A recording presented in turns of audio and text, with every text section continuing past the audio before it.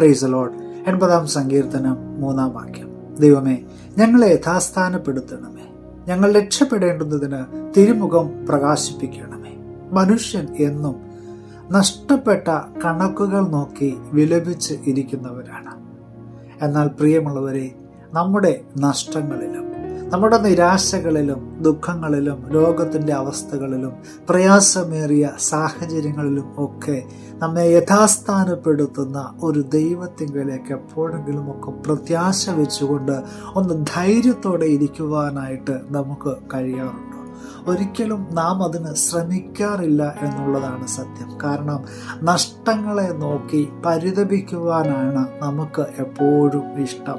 ആസാഫ് തൻ്റെ 80-ാം സങ്കീർത്തനത്തിൽ 3 പ്രാവശ്യമാണ് ദൈവമേ ഞങ്ങളെ യഥാസ്ഥാനപ്പെടുത്തണമേ എന്ന് വീണ്ടും വീണ്ടും പറഞ്ഞിരിക്കുന്നത്. നമ്മുടെ ജീവിതത്തിൽ നഷ്ടപ്പെട്ടു പോയ ആരോഗ്യവും സമ്പത്തും സ്നേഹവും സന്തോഷവും ഒക്കെ തിരികെ തരുവാൻ നമ്മുടെ ദൈവത്തിന് കഴിയും. അതിന് എന്താണ് വേണ്ടുന്നത്?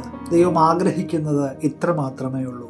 അനുതാപത്തോടെ, ഒരു മാനസാന്തരത്തിൻ്റെ അനുഭവത്തോടെ നാം ഒന്ന് മടങ്ങി വരുവാനായിട്ട് തയ്യാറായെങ്കിൽ തീർച്ചയായിട്ടും അവൻ നമ്മളെ സ്വീകരിക്കുവാൻ ഒരുക്കത്തോടെ കാത്തിരിക്കുന്ന ദൈവമാണ്.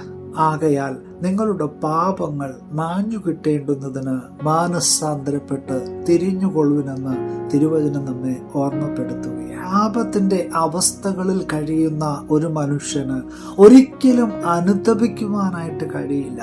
കാരണം അവൻ്റെ ഉള്ളിൽ ഒരു പാപബോധം ഉണ്ടെങ്കിൽ മാത്രമേ അവന് അനുതപിക്കുവാനായിട്ട് കഴിയുകയുള്ളൂ.